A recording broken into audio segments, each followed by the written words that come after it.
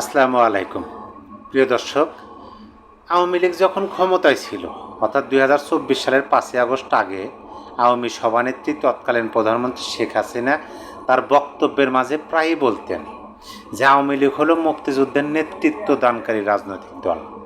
বঙ্গবন্ধু শেখ মুজিবুর রহমান এই দেশটা স্বাধীন করছেন, এই দেশটা তার বাবার, এই দেশটা আওয়ামী লীগের, এই ধরনের বক্তব্য কিন্তু তিনি দিতেন। মানে বক্তব্যের মাঝে তিনি এই ধরনের কথা বলতেন।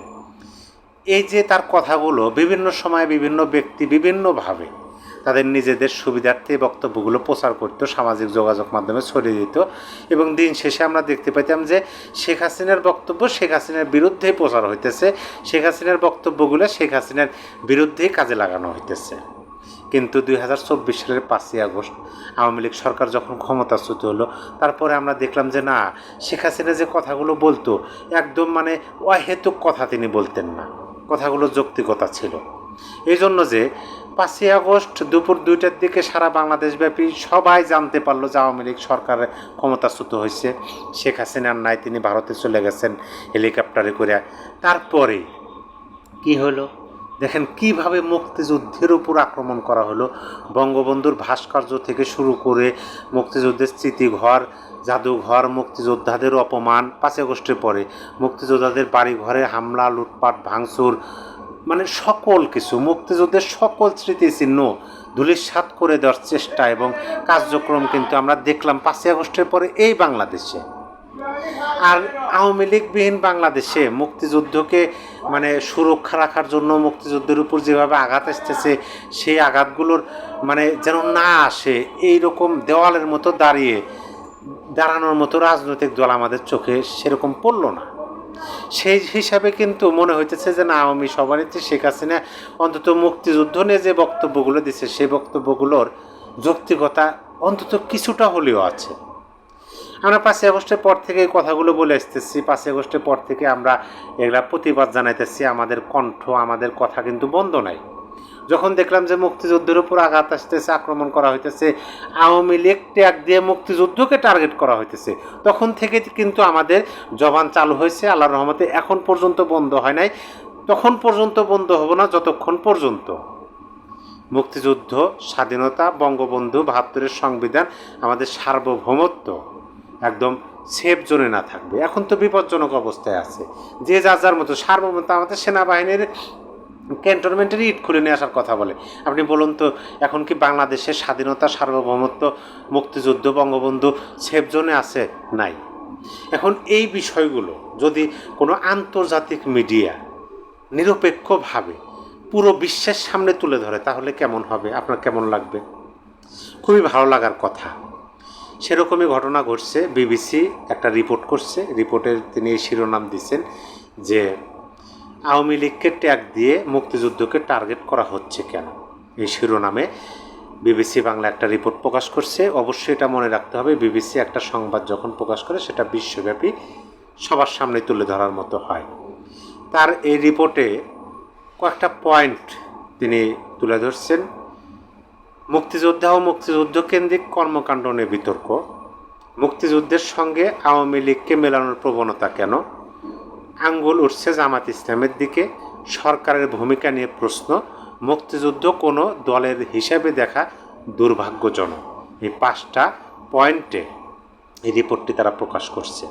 আমি পরিপূর্ণ রিপোর্টটি পড়লাম, পরে আমার কাছে ভালো লাগছে যে হ্যাঁ, এইভাবে প্রত্যেকটা গণমাধ্যম, প্রত্যেকটা সংবাদ মাধ্যম যদি নিরপেক্ষভাবে এই বিষয়গুলো তুলে ধরে, বিশ্ববাজারে, বিশ্ব সমাজে এই বিষয়গুলো যদি দৃশ্যমান করে, তাহলে আমাদের বাংলাদেশ প্রেমী, স্বাধীনতার পক্ষে মানুষদের জন্য খুবই ভালো হতো। প্রথমে যে পয়েন্টটা, সেটা হলো মুক্তিযোদ্ধা ও মুক্তিযুদ্ধকেন্দ্রিক কর্মকাণ্ড নিয়ে বিতর্ক। 5ই আগস্টের পরে মুক্তিযোদ্ধাদের কীভাবে অপমান, লাঞ্ছিত করা হয়েছে, হেনস্থা করা হয়েছে, সেগুলো নতুন করে বলার আর কিছু নাই। কিন্তু সর্বশেষ যে ঘটনাটি ঘটলো, যে মুক্তিযুদ্ধ কেন্দ্রিক কর্মকাণ্ড নিয়ে মঞ্চ 71-এর পক্ষ থেকে সাংবাদিকদের অফিসে অনুমতি নিয়ে একটা গোল টেবিল আলোচনার বৈঠক করা হলো। আলোচনার মূল বিষয় কী ছিল? আমাদের মুক্তিযুদ্ধ এবং আমাদের সংবিধান। সেখানে মত হলো মুক্তিযোদ্ধাদের হেনস্থা করা হলো, সাংবাদিকদের হেনস্থা করা হলো, মুক্তিযোদ্ধাদের অপমান কলার ধরা হলো। পরিশেষে কি দেখলাম, বর্তমান অন্তর্বর্তী সরকারের প্রশাসন গিয়া সেই মুক্তিযোদ্ধাদেরই অ্যারেস্ট করে নিয়ে এসে কারাগারে দিল এবং মব যারা করলো তাদেরকে এখন পর্যন্ত আইনের আওতায় আনা হয়নি। এই বিষয়টা খুবই ভালোভাবে বিবিসি তুলে ধরছে। তারপরের যে পয়েন্টটা, মুক্তিযুদ্ধের সঙ্গে আওয়ামী লীগকে ফেরানোর প্রবণতা কেন। এখানে বিবিসি বলছে যে 5ই আগস্টের পরে মুক্তিযুদ্ধের উপর যেভাবে আঘাত আনা হয়েছে, এটা যখন প্রশ্ন করা হয়েছে বিভিন্ন মহলে, তখন বলা হয়েছে যে আওয়ামী লীগ বিগত 15 বছরে মুক্তিযুদ্ধকে কলঙ্কিত করছে, নিজেদের স্বার্থে ব্যবহার করছে, রাজনৈতিক স্বার্থে ব্যবহার করছে, যার কারণে এই কাজগুলো হইতেছে। কিন্তু বিবিসি এখানে স্পষ্টভাবে তুলে ধরছে যে এটা আওয়ামী লীগকে ট্যাগ দিয়ে মুক্তিযুদ্ধকে টার্গেট করা হচ্ছে।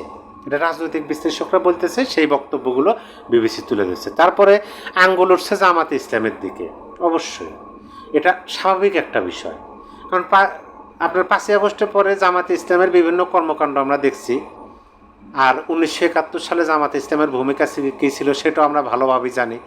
মুক্তিযুদ্ধের বিরুদ্ধে তারা অবস্থান করছিল, পাকিস্তানের হানাদার বাহিনীদের সহযোগিতা করছিল।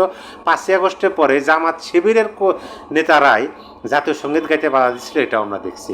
আঙ্গুল তাদের দিকে ওঠাটা খুবই সহজ একটা বিষয় এবং এটাই সত্য, এটা স্বাভাবিক বিষয়। যদিও জামাত ইসলামের পক্ষ থেকে এগুলো অস্বীকার করা হয়, অস্বীকার করে তো কোনো লাভ নাই, কারণ তাদের অবস্থান তো এখনও ওই অবস্থানই আছে, মুক্তিযুদ্ধ বিরোধী। আর এখন আমরা জানি যে বর্তমান সরকারের সবচেয়ে সুবিধাজনক অবস্থানে যদি কোনো রাজনৈতিক দল থাকে তাহলে সেটা জামাত ইসলাম।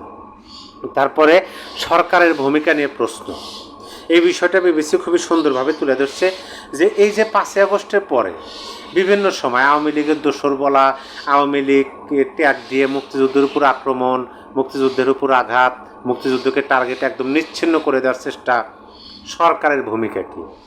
সরকার আজ পর্যন্ত কোনো মবকারীকে আইনের আওতায় আনে নাই। সরকার নিজেই সিটি কর্পোরেশনের বুলডোজার ব্যবহার করে মুক্তিযুদ্ধের জাদুঘর সেটা মাটির সাথে মিশে দিছে। বঙ্গবন্ধুর ধানমন্ডি 32, সেটা তো আর কোনো বঙ্গবন্ধু বাড়ি, সেটা তো সার্বজনীন, সেটা মুক্তিযুদ্ধ বিষয়ক স্মৃতি জাদুঘর। আমাদের মুক্তিযুদ্ধের স্মৃতি নিশ্চিহ্ন করে দেওয়ার কত ধরনের কাজ সরকারের পক্ষ থেকে অনেক কিছু হয়েছে। সরকার নীরব ভূমিকা পালন করছে, বলছে যে হ্যাঁ সরকার মানে এই বিষয়গুলো জনতা করতেছে, ছাত্র জনতা, তৌহিদি জনতা, সেখানে সরকার চুপ থাকছে। প্রশ্ন তো সরকারের ভূমিকা নিয়ে উঠবেই।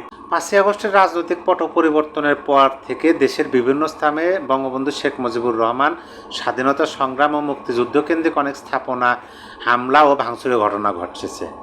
এই সংখ্যাটা 1,500-এর মতো বলে কয়েকটি গণমাধ্যমে প্রতিবেদনে দাবি করা হয়েছে, কিন্তু মুক্তিযুদ্ধ বিষয়ক মন্ত্রণালয়ের কাছে এই বিষয়ে কোনো তালিকাই নাই। তাহলে সরকারের দিকে প্রশ্ন উঠবে, এটা স্বাভাবিক বিষয়। আর আমরা তো জানি যে সরকারের ভূমিকা কী ছিল 5ই আগস্টের পরে। তারপরে যে পয়েন্টটা সেটা হলো যে মুক্তিযুদ্ধ কোনো দলের হিসাবে দেখা দুর্ভাগ্যজনক। বিবিসি বাংলা কয়েকজন রাজনৈতিক বিশ্লেষক তাদের বক্তব্য তুলে ধরছেন। এটা সত্যিকারের অর্থে বাস্তব কথা যে মহান মুক্তিযুদ্ধ, আমাদের স্বাধীনতা যুদ্ধের নেতৃত্ব দিয়েছে আওয়ামী লীগ। বঙ্গবন্ধু শেখ মুজিবুর রহমানের নামে মুক্তিযুদ্ধ হয়েছে, দেশটা স্বাধীন হয়েছে। বঙ্গবন্ধু 7ই মার্চের ভাষণ পুরো জাতিকে ঐক্যবদ্ধ করতে সহযোগিতা করছে, সাহায্য করছে। মোট কথা বঙ্গবন্ধু 7ই মার্চের ভাষণেই পুরো বাঙালি জাতি ঐক্যবদ্ধ হয়ে যুদ্ধে ঝাঁপিয়ে পড়ছিল। কিন্তু এই মুক্তিযুদ্ধটা তো কোনো রাজনৈতিক আওয়ামী লীগ কেন্দ্রিক এখন আর নাই, এখন তো সর্বজনীন হয়ে গেছে। মুক্তিযুদ্ধ হচ্ছে সর্বজনীন বাঙালিদের মুক্তিযুদ্ধ, স্বাধীনতার যুদ্ধ। কিন্তু 5ই আগস্টের পরে সেটা কি হইতেছে, আওয়ামী লীগ ত্যাগ দিয়ে আওয়ামী লীগ ক্ষমতাচ্যুত হয়েছে, মানে মুক্তিযুদ্ধ শেষ হয়ে গেছে, এরকমই বোঝানোর চেষ্টা হইতেছে।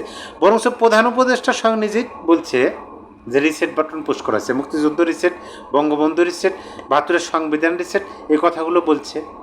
এই সমগ্র বিষয়গুলো বিবিসি বাংলা সুন্দরভাবে তুলে ধরছে, আমার কাছে ভালো লাগছে, যার কারণে আপনাদের সামনে এই বিষয়গুলো আমি নিয়ে আসলাম যে আন্তর্জাতিক গণমাধ্যমগুলো 5ই আগস্টের পরবর্তী বাংলাদেশে আমাদের মুক্তিযুদ্ধ মানে বাংলাদেশ বিরোধী যে কর্মকাণ্ডগুলো হয়েছে, এই বিষয়গুলো আরও প্রচুর পরিমাণে, অধিক পরিমাণে পুরো বিশ্বের মাঝে তুলে ধরা হয়েছে।